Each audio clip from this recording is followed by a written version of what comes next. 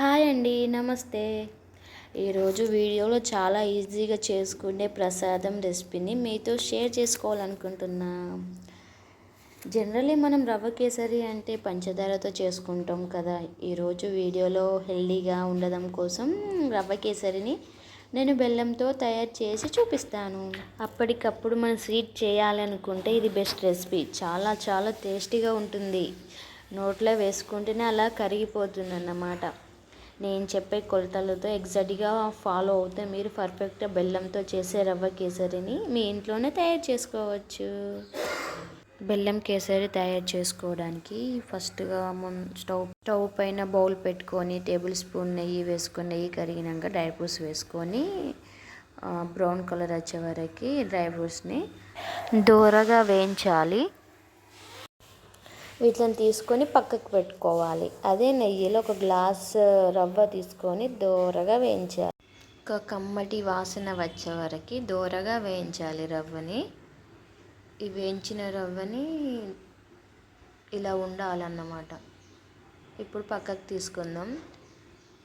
పక్కకు తీసుకొని water add చేసుకుందాం. నేను 1 గ్లాస్ రవ్వకి 4 గ్లాస్ వాటర్ యాడ్ చేశాను. మరుగుతున్న వాటర్లో కొంచెం ఇలాచి వేసుకోవాలి. వేయించిన రవ్వను కూడా వేసి ఉండలు కట్టకుండా నిదానంగా కలుపుకుంటూ ఉండాలి. సిమ్ములో పెట్టి, స్టవ్ని సిమ్ములో పెట్టి నిదానంగా కలుపుకుంటూ ఉండాలి. దగ్గరగా వచ్చేరాక గ్లాస్ రవ్వకి గ్లాస్ బెల్లం యాడ్ చేస్తున్నా. ఈ బెల్లం మొత్తం కరిగేరాక అందులో మెల్లగా కలుపుకుంటూ ఉండాలి. ఇలా కలపడం వలన బెల్లం అనేది కరుగుతూ ఉంది. బెల్లం అంతా కరిగేరాక మంటని లో ఫ్లేమ్లో పెట్టుకొని గరిటెని తింపుతూ ఉండండి.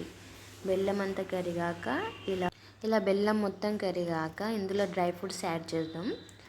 ఈ డ్రై ఫ్రూట్స్ యాడ్ చేశాక మనం ఇలా కలుపుతూ ఉంటే చూడండి ఎంత పర్ఫెక్ట్గా వచ్చిందో బెల్లం కేసరి, బెల్లం రవ్వ కేసరి. చూడడానికి చాలా బాగుంది కదా. ఇప్పుడు సర్వ్ చేసుకుందాం. నేనైతే ఒక బౌల్లో వేసుకొని చక్కగా దీన్ని సర్వ్ చేస్తానన్నమాట. చూద్దాం. అంతేనండి, సింపుల్గా ఈజీగా బెల్లం కేసరి రెడీ అయిపోయింది. అండ్ మోస్ట్ ఇంపార్టెంట్, హెల్దీగా రవ్వ కేసరిని తయారు చేసుకున్నాం. ఈ బెల్లం కేసరిని మీరు కూడా తప్పకుండా ట్రై చేయండి. అండ్ ట్రై చేశాక ఎలా ఉందో నాకు కామెంట్ చేయండి. Thank you for watching. Please subscribe my channel. ఈ వీడియో నచ్చిందంటే తప్పకుండా మీ ఫ్రెండ్స్కి షేర్ చేయండి.